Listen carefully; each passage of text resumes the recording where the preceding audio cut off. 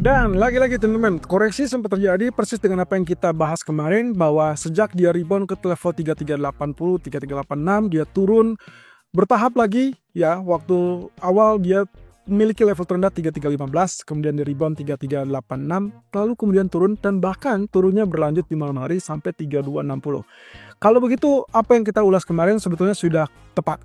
Dan juga titik baliknya ya juga sudah tepat, karena kita sudah menganalisa dan memperkirakan kemungkinan ada titik pantul ataupun demand yang kemungkinan akan melawan di area-area tertentu.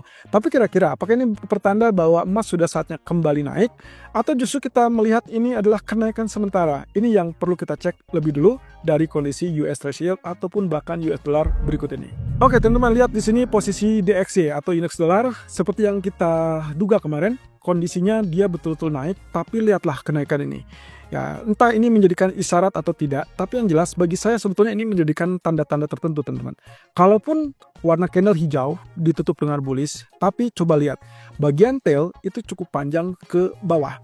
Sementara bagian tail atas itu ya bisa dibilang relatif kecil. Walaupun misalnya kita tidak mengabaikan ini adalah kondisi bullish ataupun kenaikan, tapi secara teori inilah kondisi candle yang kita sebut sebagai hangman. Contohnya adalah kondisi yang terjadi di candle ini dan juga candle ini.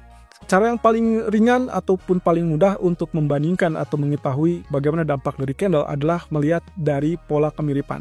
Jadi kalau Anda lihat di sini dua candle jelas ya. Setelah dia bullish, kemudian terjadi candle yang menunjukkan hijau juga, tapi tail bawah cukup panjang. Next candlenya justru terjadi penurunan. Nah, demikian pula yang terjadi di sini. Setelah dia hijau, tapi coba lihat posisi hijau, tapi kondisinya ada tail bawah. Tapi dan berikutnya di sini mengisyaratkan penurunan lanjutan.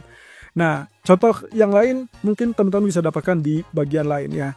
Tapi kalau lihat dari situ, artinya kita simpulkan ada kecenderungan, ada potensi, mungkin saja kita akan melihat penurunan kembali terjadi untuk hari ini untuk status US dollar. Artinya pelemahan US dollar akan berlanjut dan bisa saja kita simpulkan bahwa kenaikan kemarin itu hampir dipastikan sudah menyelesaikan wave keempat. Nah, wave keempatnya naik ya, rebound, ini kondisinya akan berkebalikan dengan status emas nanti yang kita bahas. Nah, posisi berikutnya, kalau misalkan pun ini ternyata masih tetap spike, kira-kira akan seperti apa? Ingat kemarin kita sudah sempat bahas bahwa target wave keempat itu biasanya kurang lebih 38,2% dari target atau dari panjang wave ketiga. Kalau misalkan ini adalah sebagai panjang wave ketiga, maka yang dimaksud wave 4 itu adalah antara 23,6% atau 38,2%. Jadi maksimumnya 38,2% idealnya. Tapi mungkin nggak sih dia akan lebih tinggi? Bisa. Tapi maksimumnya adalah di 50%. Tidak boleh lebih dari itu, sehingga kemungkinan kalau kita asumsikan yang terjadi saat ini, ya kita bisa anggap bahwa 23,6% target terpendek gitu ya. Dan target yang ideal adalah 38,6%. Dan target maksimal 50%. Kelihatannya untuk saat ini agak diragukan untuk melanjutkan kenaikan.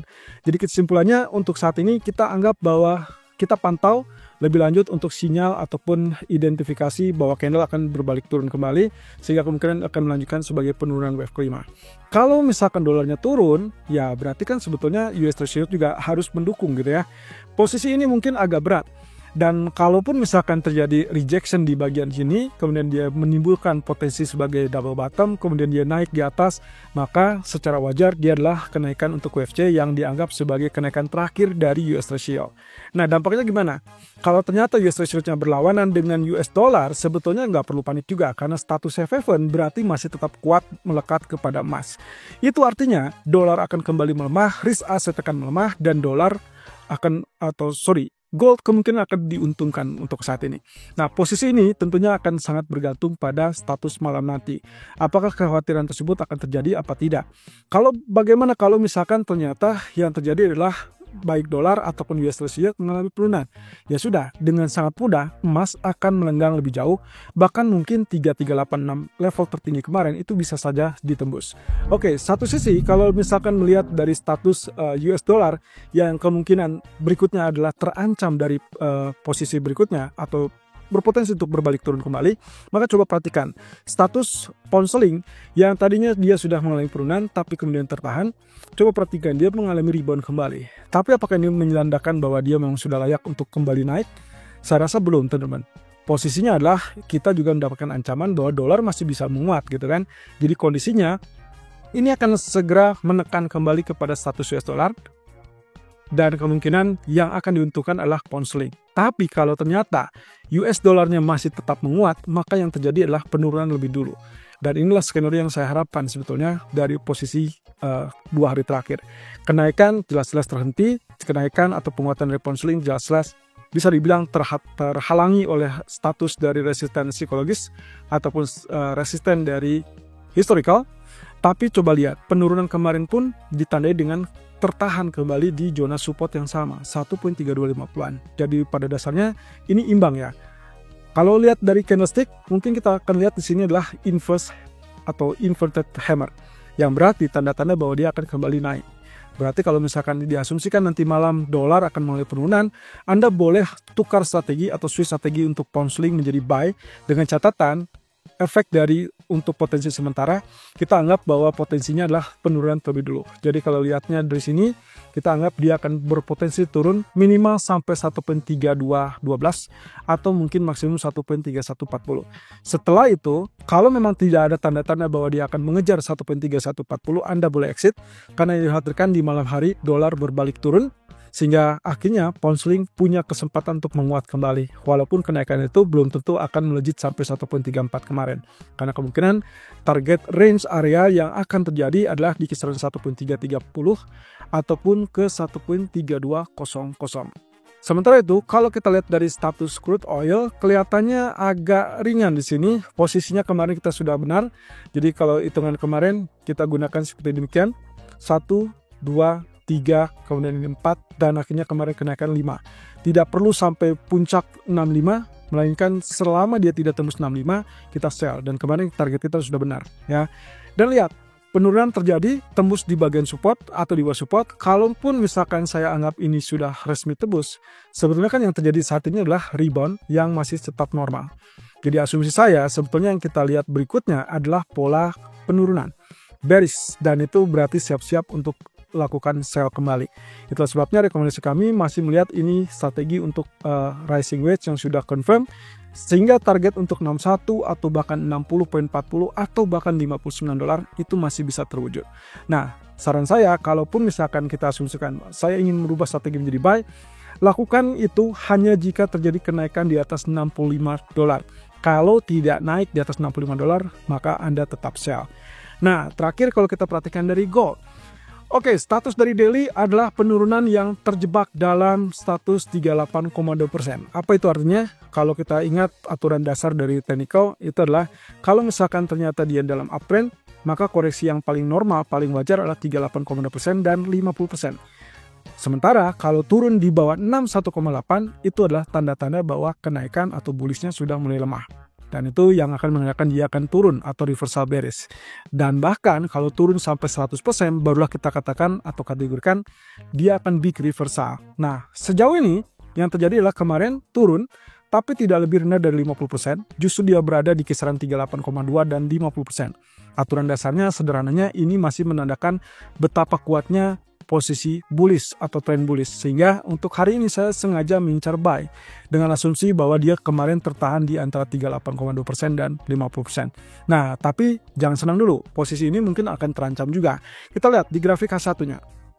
Posisi kemarin yang kita perkirakan sebagai ABC atau correction ABC itu sudah tepat, ya. Posisinya kemarin kurang lebih seperti ini.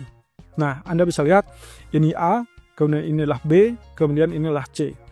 Nah, kemarin pun kita sudah merekomendasikan bahwa hati-hati kalau sudah turun di area 3283 sampai ke 3245.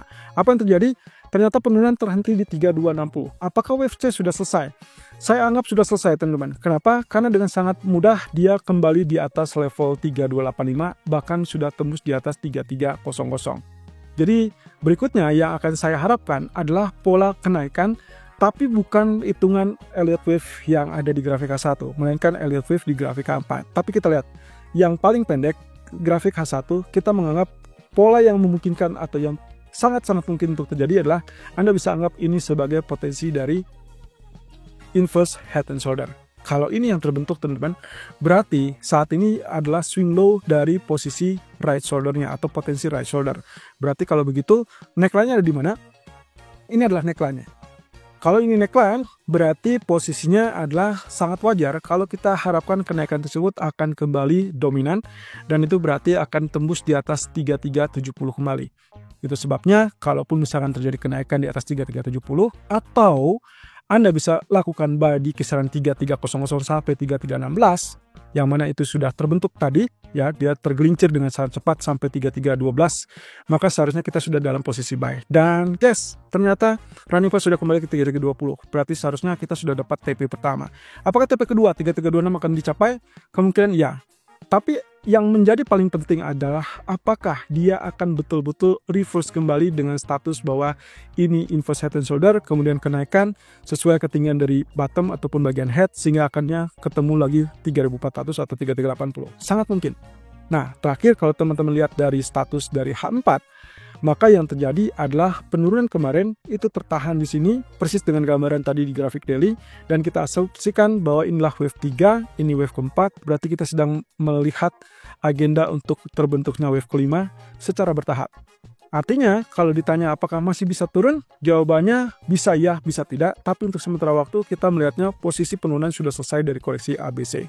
Jadi untuk ke depan, selama tidak terjadi penurunan kembali di bawah 3280, 3283, maka Anda masih tetap diperkirakan buy. Sementara sebaliknya, kalau Anda lihat turun dengan cepat, maka Anda bisa switch strategi dengan catatan targetnya hanya 3280 sampai 3260 atau maksimum 3245.